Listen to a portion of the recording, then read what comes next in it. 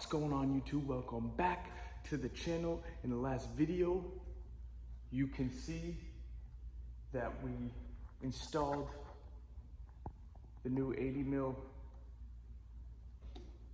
throttle body, as well as the new coupler, because the other coupler was shit. So now in this video, you've seen it in the thumbnail, we get to install the RIP supercharger oil catch can. So with that being said, here's the catch can, here's the hardware, and here is the hoses we will be using. So let me get this camera set up and let's start installing the catch can.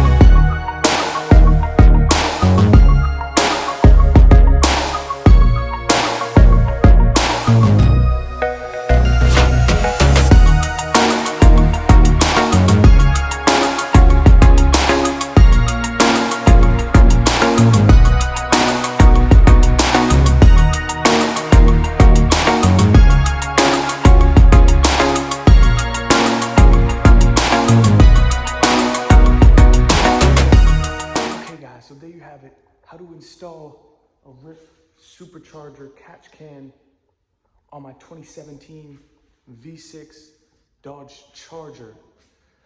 Thank you for watching. Like, subscribe, comment, and I'll see you in the next one. Peace.